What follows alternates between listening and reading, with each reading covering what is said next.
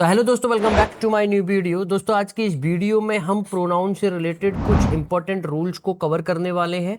ये पार्ट 2 है हमारी इस वीडियो का। प्रोनाउन की पार्ट 1 मैं ऑलरेडी बना चुका हूं। अगर वो वीडियो आपने नहीं देखी है तो ये जो आई बटन आपको दिख रहा है, यहाँ पर क्लिक करके आप उस वीडियो को देख सकते हैं। काफ़ी ज़्यादा इंपॉर्टेंट रूल्स मैंने वहाँ पर कवर किए हैं जो प्रोनाउन से रिलेटेड है, और एग्जामिनर उन्हीं रूल्स में से आपके जो यूपी टेट का एग्जाम होता है उसमें से उठा उठा कर क्वेश्चन पूछता है और आपको कन्फ्यूजन में डालता है। अगर वो रूल्स आप देख लेते हैं जो मैंने प्रोनाउन की पार्ट 1 वाली वीडियो बनाई थी, तो काफ़ी ज़्यादा हेल्प करेगी आपके यूपी टेट के एग्जाम में अच्छे मार्क्स ऑब्टेन करने में। और यहाँ पर मैंने लिख भी दिया है, ग्रामर जीरो से शुरू करते हैं। यानी कि अगर आपको ग्रामर नहीं आती है, बिल्कुल भी आइडिया नहीं है कि हम ग्रामर कहाँ से शुरू करें, तो आप पहली क्लास से मेरी वीडियो को जरूर देखिएगा। यहाँ पर मैंने free of cost UP TET का पूरा कोर्स आपको प्रोवाइड कराया है। सभी वीडियोस के लिंक मैंने डिस्क्रिप्शन में दे रखे हैं, वहां से जाकर आप वीडियो को चेकआउट कर सकते हैं। और यहाँ पर भी मैंने लिख दिया है, UP TET complete free course, free of cost है। आगे चलकर ये हो सकता है पेड हो जाए, तो जितना जल्द से जल्द हो सके इसका लाभ ले लीजिए। यूपी टेट 2022 के एग्जाम की हम प्रिपरेशन कर रहे हैं। ये हमारी क्लास 9वीं है, यानी कि 9th क्लास हम यहाँ पर आज कवर करेंगे। और हर वीडियो यूपी टेट से रिलेटेड जो भी मैं आपको प्रोवाइड करा रहा हूँ वो शाम 7 बजे आपको मिल जाएगी। और उसके लिए चैनल को सब्सक्राइब करना होगा और बेल आइकन को ऑल पर करके सेलेक्ट करना होगा। तो चलिए दोस्तों, शुरू करते हैं। पहला आता है हमारा पर्सनल प्रोनाउन, दूसरा reciprocal, possessive pronoun, distributive, demonstrative, reflexive, indefinite, relative और इंटरोगेटिव। बस इन्हीं काइंड्स ऑफ प्रोनाउन को आपको कवर करना है, इनसे रिलेटेड रूल्स को समझना है। अगर इतने काइंड्स ऑफ प्रोनाउन के रूल्स को आप समझ लेते हैं तो ये समझिए कि यूपी टेट के एग्जाम में यहाँ से आने वाले क्वेश्चन को बड़े ही आसानी से आप टैकल कर सकते हैं। तो पहले, यानी कि पिछली वीडियो में मैंने पर्सनल प्रोनाउन को समझा दिया था, यहाँ पर मैं आपको रिवाइज करा देता हूँ।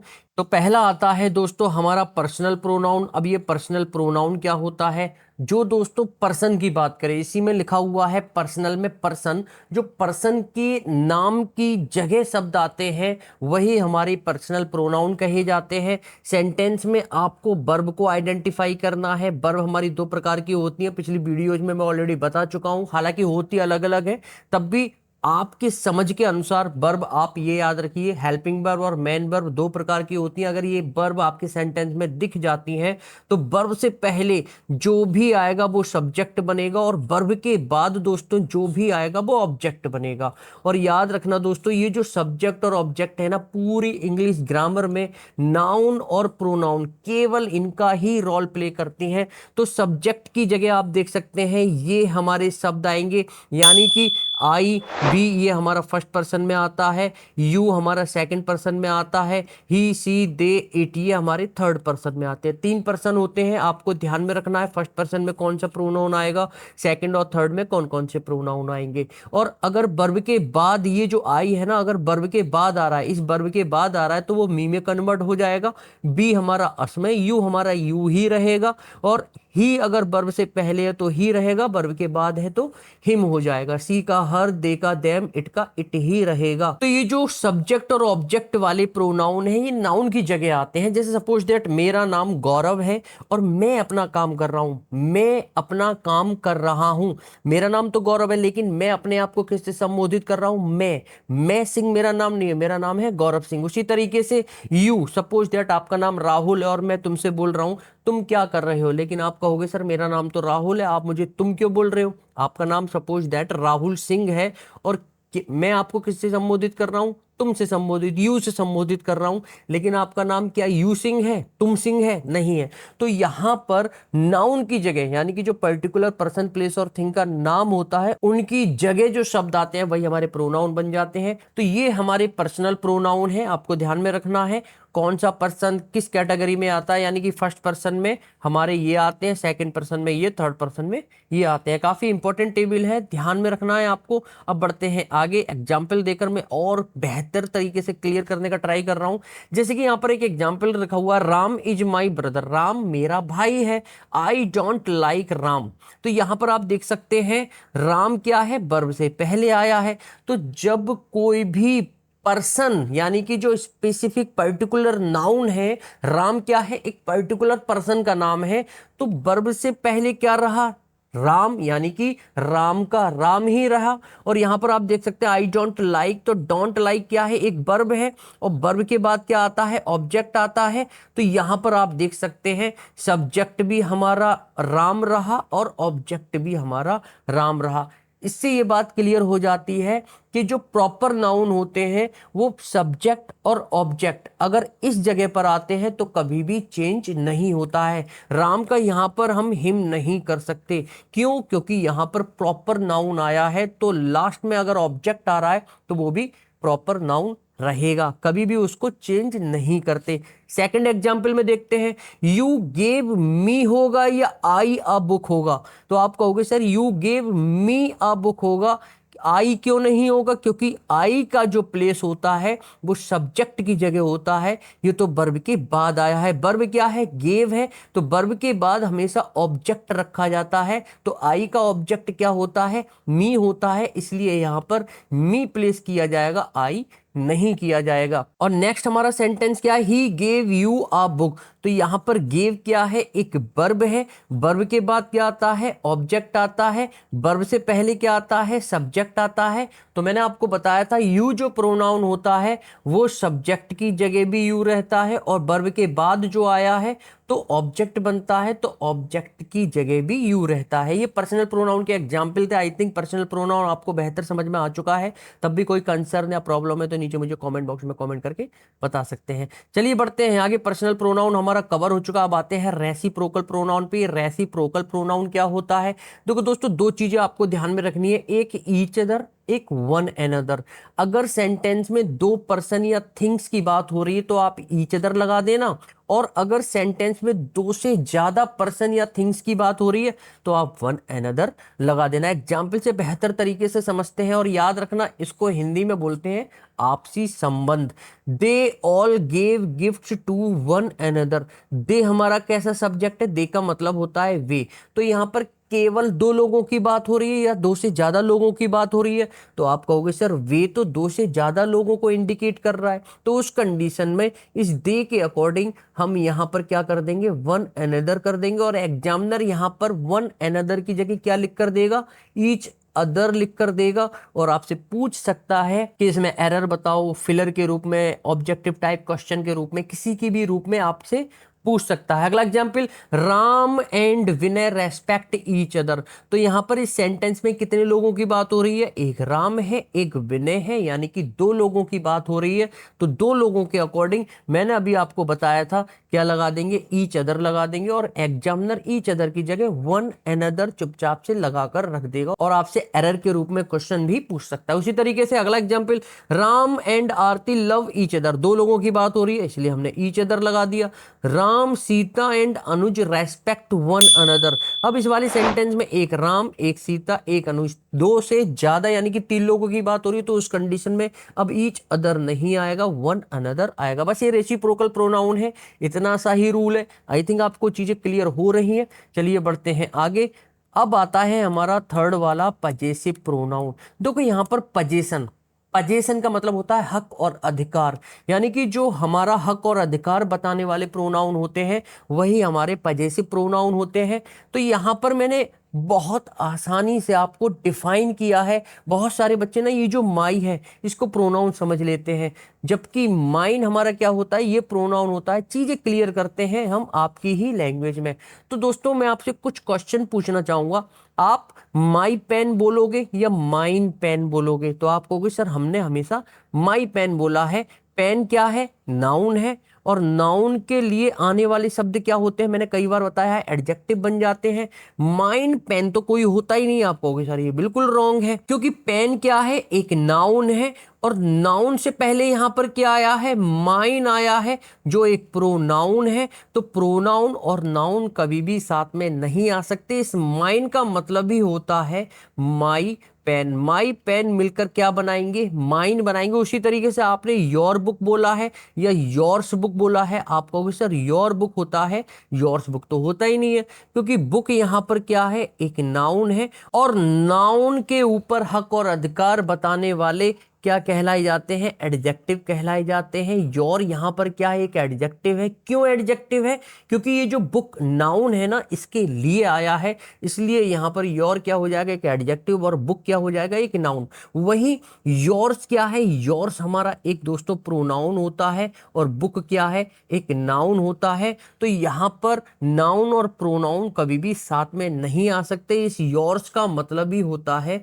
Your book. योर बुक मिलकर क्या बनाएंगे, योर्स बनाएंगे। ये बात आपको ध्यान में रखनी है। उसी तरीके से अवर होम बोलते हो आप, या फिर अवर्स होम बोलते हो, तो अवर एक एडजेक्टिव है, होम हमारा नाउन है। नाउन के लिए आने वाले वर्ड्स एडजेक्टिव कहलाए जाते हैं। अवर्स हमारा क्या है, प्रोनाउन है। होम हमारा नाउन है। नाउन और प्रोनाउन साथ में नहीं आ सकते। उसी तरीके से हर ड्रेस होता है, हर्ष ड्रेस नहीं होता। एग्जाम्पल से क्लियर करते हैं और बेहतर समझ में आएगा। जैसे मैंने एक सेंटेंस लिखा है, he Ram is going to market. क्या ये सेंटेंस सही है? आप कहोगे नहीं सर, या तो ही रखो यानी कि या तो प्रोनाउन रखो, या फिर राम यानी कि नाउन रखो, क्योंकि नाउन और प्रोनाउन कभी भी साथ में नहीं आ सकते। तो उसी तरीके से माइन एक प्रोनाउन है, पेन एक नाउन है, ये दोनों कभी भी साथ में नहीं आ सकते। यही मैं बताने का ट्राई कर रहा हूं। तो मैंने यहां पर सेंटेंस को ही इज गोइंग टू मार्केट लिखा, यानी कि प्रोनाउन रख दिया, या फिर Ram is going to market ये भी लिख सकता हूं, तब ये सेंटेंस हमारा बिल्कुल सही हो जाएगा। तो जो हक और अधिकार बताने वाले प्रोनाउन होते हैं वही हमारे पजेसिव प्रोनाउन होते हैं। ये जितने भी हमारे वर्ड्स आए हैं ये नाउन के लिए आए हैं। तो ये जितने भी माई, योर, अवर, हर, ये क्या है, एडजेक्टिव बन जाएंगे। वही हमारे इनके बाद माइन, पेन, ये जो नहीं होता है ये हमेशा कभी नहीं आएंगे। माइन अकेला आएगा, योर्स, अवर्स, हर्स ये सभी अकेले आएंगे। इनके बाद अगर कोई नाउन है तो समझ जाना वहां पर गड़बड़ी है। तो आई थिंक ये पजेसिव प्रोनाउन भी आपके समझ में आ चुका है। चलिए बढ़ते हैं आगे। देखो यहाँ पर मैंने एक सेंटेंस भी लिख दिया है, Ram is going to market, यानी कि या तो मैं प्रोनाउन लिखूंगा या फिर नाउन लिखूंगा, तब सेंटेंस बिल्कुल सही होगा। यहां पर दोस्तों थोड़ा और अच्छे तरीके से मैंने क्लियर किया है पजेसिव एडजेक्टिव, क्योंकि जो पजेशन बताते हैं, हक और अधिकार बताते हैं किसी भी नाउन पर, तो वो हमारे पजेसिव एडजेक्टिव कहे जाते हैं। क्योंकि नाउन के लिए ये जो वर्ड्स है माई, अवर, योर, हिज, हर, देयर, देख लेना कभी भी आप नोटिस करना, ये अगर शब्द दे रखे हैं ये वाले, तो इनके बाद कोई ना कोई नाउन देखने के लिए जरूर मिलेगा। अगर इनके बाद नाउन नहीं है, माई, अवर, योर, हिज, हर, देयर, इनके बाद नाउन नहीं है, तो समझ जाना वहां गड़बड़ी है। और माइन के बाद कभी भी नाउन आता है, एग्जामिनर लगा कर देता है, तो समझ जाना कि वहां पर गड़बड़ी है। क्योंकि mine, ours, yours, his, hers, theirs, इनके बाद कभी भी नाउन नहीं आ सकता। तो हिज यहाँ पर देख सकते हैं, हिज यहाँ पर एक प्रोनाउन भी है और हिज यहाँ पर एक एडजेक्टिव भी है। हिज सेंटेंस डिसाइड करेगा कि वो प्रोनाउन बन रहा है या एडजेक्टिव बन रहा है। जब हम प्रैक्टिस सेट पेपर लगाएंगे ये सभी रूल्स वगैरह कवर करने के बाद, तो वहां पर बहुत अच्छे तरीके से क्लियर हो जाएगा कि किस तरीके से एरर फाइंड आउट किया जाता है। तो यहाँ पर आप देख सकते हैं my house is bigger than yours. तो यहाँ पर माई क्या है, इस हाउस के लिए आया है। हाउस क्या है, एक नाउन है, और नाउन के लिए आने वाले शब्द एडजेक्टिव बन जाते हैं। ये जो माई है ना, हाउस पर अपना पजेशन या अधिकार जता रहा है, बता रहा है। तो जो हक और अधिकार बताते हैं उन्हें पजेसिव बोलते हैं। अब ये माई यहाँ पर नाउन के लिए आया है, एडजेक्टिव का रोल प्ले कर रहा है, इसलिए यहाँ पर माई क्या हो जाएगा, एक पजेसिव एडजेक्टिव हो जाएगा। वहीं my house is bigger than yours, yours का मतलब भी होता है दोस्तों योर हाउस। क्या होता है, योर हाउस। कभी भी योर्स के बाद अगर हाउस लगा हुआ है तो वो गलत हो जाएगा, क्योंकि योर्स का मतलब ही होता है योर हाउस। और ये क्या हो जाएगा, एक पजेशन बता रहा है नाउन पर, लेकिन यहाँ पर योर्स क्या है, एक प्रोनाउन है। तो जो हक और अधिकार बताने वाले प्रोनाउन होते हैं वही हमारे पजेसिव प्रोनाउन होते हैं। आई थिंक इन दोनों में डिफरेंसेस आपको समझ में आ चुके हैं कि एडजेक्टिव कौन सा होता है और पजेसिव प्रोनाउन कौन सा होता है। पजेसिव एडजेक्टिव, पजेसिव प्रोनाउन, ये दोनों क्लियर हो चुके हैं। ये आते दोनों प्रोनाउन की कैटेगरी में, लेकिन पजेसिव एडजेक्टिव रोल अलग प्ले करता है, पजेसिव प्रोनाउन रोल अलग प्ले करता है। चलिए बढ़ते हैं आगे। अब आते हैं हमारे डिस्ट्रीब्यूटिव प्रोनाउन। तो दोस्तों ये सभी जो आपकी स्क्रीन पर दिखाई दे रहे हैं ये डिस्ट्रीब्यूटिव प्रोनाउन होते हैं। ये क्या काम करते हैं, बांटते हैं, यानी कि बांटने का काम करते हैं। जैसे ईदर ऑफ, दो में से कोई एक, इसका हिंदी में मतलब होता है neither of, one of, each of, none of, every one of. तो इस तरीके से ये हमारे डिस्ट्रीब्यूटिव प्रोनाउन होते हैं, डिस्ट्रीब्यूशन का काम करते हैं, और इनके बाद either of, neither of, one of, each of, none of, every one of, इनके बाद जो भी प्रोनाउन आएगा वो प्लूरल नाउन आएगा। यानी कि अगर यहां पर सिंगुलर नाउन एग्जामिनर लगाकर देगा तो समझ जाना एरर है, क्योंकि इनके बाद हमेशा कैसा नाउन आएगा, प्लूरल नाउन आएगा, और जो वर्ब आएगी ना वो सिंगुलर वर्ब आएगी। इस बात को आपको ध्यान में रखना है। एग्जाम्पल से समझते हैं और ज्यादा बेहतर तरीके से समझ में आएगा। जैसे ईदर ऑफ, ईदर ऑफ हमारा क्या है, एक डिस्ट्रीब्यूटिव प्रोनाउन है। दीज टू मेन, तो यहां पर आप देख सकते हैं इसके बाद जो भी प्रोनाउन आया वो प्लूरल नाउन आया, और नाउन के लिए जो भी शब्द आते हैं वो एडजेक्टिव बन जाते हैं। तो दीज और टू यहां पर किसका रोल प्ले कर रहे हैं, एक एडजेक्टिव का रोल प्ले कर रहे हैं। इज हमारी क्या है, वर्ब है। आर न्यू टीचर, तो यहां पर आप देख सकते हैं ईदर ऑफ के बाद प्लूरल नाउन आया, और जो वर्ब कैसी आई, सिंगुलर वर्ब का यूज किया गया है। एग्जामिनर यहां पर क्या चेंजेस कर सकता है, इस सिंगुलर वर्ब की जगह प्लूरल वर्ब लगाकर दे देगा, या प्लूरल नाउन की जगह सिंगुलर नाउन लगाकर दे देगा। तो इस बात को आपको ध्यान में रखना है। इसी तरीके से क्वेश्चन को ट्विक करके वो आपके सामने प्रस्तुत करता है और आपको कंफ्यूजन में डालता है। उसी तरीके से नीदर ऑफ आप देख सकते हैं डिस्ट्रीब्यूटिव प्रोनाउन है। दीज टू पेन्स, और इसके बाद हमारा जो नाउन है वो कैसा होगा, प्लूरल नाउन है, तो पेन्स बिल्कुल ठीक लिखा हुआ है। नाउन के लिए आने वाले शब्द ये जो दीज और टू है ये क्या हो जाएंगे, एडजेक्टिव हो जाएंगे। इज यहां पर हमारी वर्ब है। माइन यहां पर हमारा प्रोनाउन है। इस माइन का मतलब ही होता है माई पेन, ठीक है। पिछली स्लाइड में मैंने बता दिया था कि माइन का मतलब क्या होता है, माई, यहां पर माई पेन हो रहा है। उसी तरीके से नन ऑफ डिस्ट्रीब्यूटिव प्रोनाउन, इसके बाद प्लूरल नाउन, वर्ब सिंगुलर, बस ये रूल है आपको ध्यान में रखना है। वन ऑफ के बाद प्लूरल नाउन, सिंगुलर वर्ब, बस यहां पर जो एग्जामिनर है सिंगुलर वर्ब की जगह प्लूरल वर्ब दे देगा और प्लूरल नाउन की जगह सिंगुलर नाउन कर देगा। डिस्ट्रीब्यूटिव प्रोनाउन से रिलेटेड भाई यही रूल था, तब भी कोई कंसर्न या प्रॉब्लम है तो नीचे मुझे कॉमेंट बॉक्स में कॉमेंट करके बता सकते हैं। नेक्स्ट हमारा आता है डेमोस्ट्रेटिव प्रोनाउन, इशारा करके बताने वाले प्रोनाउन, यानी कि जो इंडिकेशन दिखाते हैं, इंडिकेट करते हैं, इंगित करते हैं, वही हमारे डेमोस्ट्रेटिव प्रोनाउन होते हैं। चार होते हैं, दिस, दैट, दीज, दोज, बस ये बात आपको ध्यान में रखनी है। कभी भी कोई पास की चीज है, सिंगुलर है, उसके लिए दिस यूज करते हैं, दूर की है, सिंगुलर है, दैट यूज करते हैं।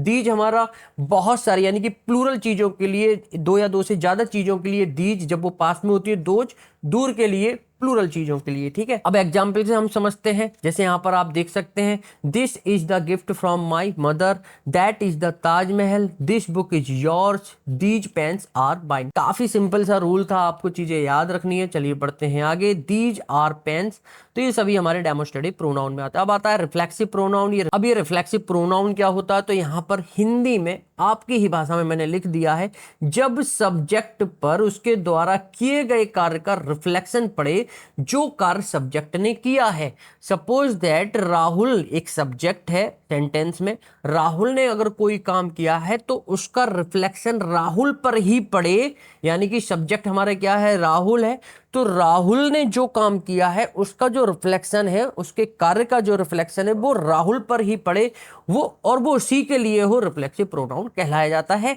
अभी हम एग्जाम्पल से समझेंगे, बेहतर समझ में आएगा। तो यहां पर आप देख सकते हैं ये हमारी क्या बनते हैं, सभी सब्जेक्ट बनते हैं। पिछली स्लाइड में मैं ऑलरेडी बता चुका हूं। तो आई का रिफ्लेक्सिव प्रोनाउन माई सेल्फ होगा, बी का अवर सेल्फ होगा, यू का योर सेल्फ या योर सेल्फ होगा, ही का हिम सेल्फ होगा, सी का हर सेल्फ होगा, दे का दैम सेल्फ और इट का इट सेल्फ। ये हमारे रिफ्लेक्सिव प्रोनाउन बनते हैं और यही हमारे क्या बनते हैं, एम्फेटिक प्रोनाउन बनते हैं। रूल्स आगे कवर करेंगे। एक हमारा एम्फेटिक प्रोनाउन होता है। ये एम्फेटिक प्रोनाउन और रिफ्लेक्सिव प्रोनाउन में क्या क्या डिफरेंसेस है वो अभी हम थोड़ी देर में समझेंगे। फिलहाल अभी आपको ये याद रखना है, ये जितने भी सब्जेक्ट की जगह आने वाले प्रोनाउन होते हैं इनके अकॉर्डिंग ही ये जो रिफ्लेक्सिव प्रोनाउन है लिखे जाएंगे। एग्जाम्पल समझते हैं। तो यहां पर आपको ध्यान में रखना है, सेल्फ हमेशा सिंगुलर यानी कि सिंगुलर प्रोनाउन जो होता है उसके लिए आता है, और सेल्फ वीईएस तब लगता है जब प्लूरल हमारा प्रोनाउन हो जाता है। देखो यू क्या है, एक प्लूरल प्रोनाउन है, इसलिए यहां पर हमने वीईएस का यूज किया है। सेल्फ याद रखना दोस्तों, सिंगुलर प्रोनाउन के लिए यूज किया जाता है। सेल्फ वीईएस जो होता है वो प्लूरल प्रोनाउन के लिए यूज किया जाता है। अब समझते हैं एग्जाम्पल से, वो बेहतर समझ में आएगा। सेंटेंस में हमारे एक वर्ब मिल जाएगी, वर्ब से पहले सब्जेक्ट आता है और तुरंत वर्ब के बाद सेल्फ या सेल्फ आ जाए, इसका हिंदी में मतलब होता है खुद के लिए। खुद के लिए। अब इसको समझते हैं थोड़ा, यहाँ पर मैं आपको रोक कर समझाने का ट्राई कर रहा हूँ। जैसे सपोज दैट मैंने आपको बोला कि मैंने खुद के लिए बुक खरीदी और मैंने खुद बुक खरीदी, तो इन दोनों में डिफरेंसेस अगर आप पहचान गए तो ये जो रिफ्लेक्सिव प्रोनाउन और एम्फेटिक प्रोनाउन है बड़े ही आसानी से समझ जाओगे। मैंने खुद किताब खरीदी और मैंने खुद के लिए किताब खरीदी। जब खुद के लिए आ जाए तो वो रिफ्लेक्सिव प्रोनाउन, और जब खुद आ जाए पजेशन और जोर डालकर आप कह रहे हैं तो वो एम्फेटिक प्रोनाउन हो जाता है। बस इतना सा छोटा सा डिफरेंस है, एग्जाम्पल से आप समझते हैं। जैसे आई किल्ड माई सेल्फ, मैंने खुद को मार लिया। तो ये जो आई है यहाँ पर सब्जेक्ट है, वर्ब से पहले आ रहा है। किल्ड यानी कि मरना, माई सेल्फ यानी कि खुद को। तो ये जो मरने का काम है तो ये रिफ्लेक्शन किस पर पड़ रहा है, इस सब्जेक्ट पर ही पड़ रहा है, सब्जेक्ट ही मर गया। तो इस कंडीशन में माई सेल्फ यहां पर क्या हो जाएगा, वर्ब के बाद आ रहा है तो राइट हैंड साइड पर आ रहा है तो वो रिफ्लेक्सिव प्रोनाउन हो जाएगा। माई सेल्फ यहां पर क्या है, एक रिफ्लेक्सिव प्रोनाउन है। सी ruined हर सेल्फ, तो यहां पर उसने खुद को बर्बाद कर लिया। सी यहां पर हमारा सब्जेक्ट है, ruined हमारी वर्ब है, हर सेल्फ यहां पर रिफ्लेक्सिव प्रोनाउन है क्योंकि वर्ब के बाद आ रहा है। उसने खुद को बर्बाद कर लिया, यानी कि बर्बाद करने का जो रिफ्लेक्शन हो रहा है वो सी पर पड़ रहा है। तो उस कंडीशन में हर सेल्फ यहां पर क्या हो जाएगा, कि रिफ्लेक्सिव प्रोनाउन हो जाएगा। दे हर्ट देमसेल्फ, उन्होंने खुद को हर्ट किया और उन्होंने खुद हर्ट किया, दोनों में जमीन आसमान का डिफरेंस है। इस डिफरेंस को आपको पहचानना है। दे यहां पर क्या है, सब्जेक्ट है, हर्ट यहां पर वर्ब है, देम सेल्फ यानी कि खुद को। तो जो हर्ट होने का रिफ्लेक्शन है किस पर पड़ रहा है, सब्जेक्ट पर पड़ रहा है, दे पर पड़ रहा है। कौन हर्ट हो रहा है, ये दे ही हर्ट हो रहा है, यानी कि उन्होंने खुद को हर्ट किया। तो देम सेल्फ यहां पर क्या हो जाएगा, रिफ्लेक्सिव प्रोनाउन हो जाएगा। चलिए अब यहां पर एम्फेटिक प्रोनाउन समझ लेते हैं ताकि आपको बेहतर समझ में आ जाए। रिफ्लेक्सिव प्रोनाउन हमारी समझ में आ गया। अब यहां पर थोड़ा सा समझते हैं, जब सब्जेक्ट ने जो काम किया है वो काम पर जोर दे रहा है, जरूरी नहीं कि वो काम सब्जेक्ट ने अपने लिए किया हो। यानी कि आपने चाय बनाई, सपोज दैट यहां पर आपने दो सेंटेंसेस बोले कि मैंने खुद के लिए चाय बनाई है और मैंने खुद चाय बनाई है। अगर आपने खुद चाय बनाई है, एक सेंटेंस है कि मैंने खुद चाय बनाई, तो हो सकता है वो आप दूसरों को भी बांट सकते हो। लेकिन अगर आप ये बोल रहे हो कि मैंने खुद के लिए चाय बनाई, तो अब आप किसी को बांटोगे नहीं, वो आपके ही लिए है, आप ही उसको पियोगे। ये रिफ्लेक्सिव प्रोनाउन हो जाता है। तो एम्फेटिक में क्या होता है, जोर देते हैं, मैंने खुद चाय बनाई, तो यहां पर आप ना जोर दे रहे हो चाय बनाने पर, तो वही हमारा एम्फेटिक प्रोनाउन हो जाएगा। यहां पर आई बी, मैंने आपको बताया था ये जितने भी प्रोनाउन है पिछले जो प्रोनाउन थे उसी में कन्वर्ट हो जाएंगे। आई का माई सेल्फ, बी का अवर सेल्फ, योर का योर सेल्फ या योर सेल्फ, ही का हिम सेल्फ, सी का हर सेल्फ, दे का देम सेल्फ, इट का इट सेल्फ। एग्जाम्पल से समझते हैं, बेहतर समझ में आएगा। तो यहां पर आप देख सकते हैं वर्ब से पहले क्या आता है, सब्जेक्ट आता है, और वर्ब सब्जेक्ट के बाद और वर्ब से पहले, सब्जेक्ट के बाद और वर्ब से पहले, यानी कि लेफ्ट हैंड साइड में अगर सेल्फ या सेल्फ्स आ जाए तो वो हमारा एम्फेटिक प्रोनाउन। वर्ब के बाद रिफ्लेक्सिव, वर्ब से पहले एम्फेटिक। यानी कि सुरेश हिमसेल्फ किल्ड हिम, इसका मतलब होता है सुरेश ने खुद उसको मारा।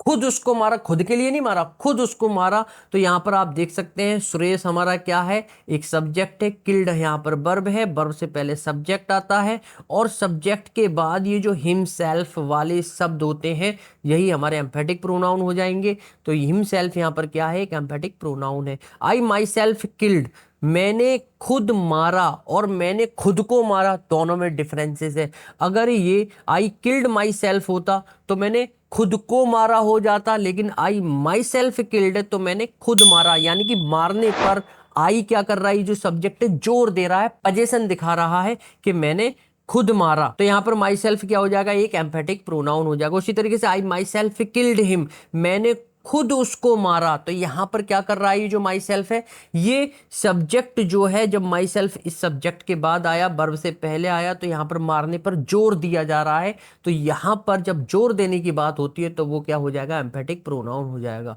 तो आई थिंक एम्फेटिक और रिफ्लेक्सिंग में डिफरेंसेस समझ में आ चुके होंगे। तब भी कोई कंसर्न या प्रॉब्लम है तो नीचे मुझे कमेंट बॉक्स में कमेंट करके बता सकते हैं। चलिए बढ़ते हैं आगे। तो यहाँ पर मैंने लिख भी दिया है, देखो अगर एम्फेटिक हो तो उसका मतलब होता है खुद, और रिफ्लेक्सिव हो तो उसका उसका मतलब होता है खुद के लिए। चलिए बढ़ते हैं आगे। यहाँ पर दोस्तों कुछ इंपॉर्टेंट पॉइंट्स है जो मैं आपको बताना चाहूंगा। देखो ये जितने भी बर्फ्स आपको दिखाई दे रही हैं, जितनी भी बर्फ्स आपको दिखाई दे रही हैं, यहां पर क्या है पढ़ लेते हैं। निम्न वर्ब के बाद रिफ्लेक्सिव प्रोनाउन का यूज किया जाता है अगर इनके बाद कोई ऑब्जेक्ट नहीं आया हो, नहीं आया हो। इनको याद रखना है, यानी कि अगर सेंटेंस में ये वाली वर्ब है, एक्विट हुआ, वेल हुआ, रिकंसाइल हुआ, amuse, resign, avenge, expert, apply, adapt, adjust, pride, absent और एंजॉय, अगर ये सब्जेक्ट के बाद ये वर्ब आ रही है और इनके बाद कोई भी ऑब्जेक्ट नहीं है, तो उस कंडीशन में हमारा रिफ्लेक्सिव प्रोनाउन का यूज किया जाएगा। एग्जामिनर इन्हीं वर्ब को यूज करेगा आपके क्वेश्चन में और रिफ्लेक्सिव प्रोनाउन को हटाकर सेंटेंस देगा और आपको कंफ्यूजन में डालेगा। इन वर्ब्स को नोट डाउन कर लेना, याद कर लेना। इन वर्ब के बाद हमेशा रिफ्लेक्सिव ये जो प्रोनाउन है ये लगाया जाएगा, ठीक है।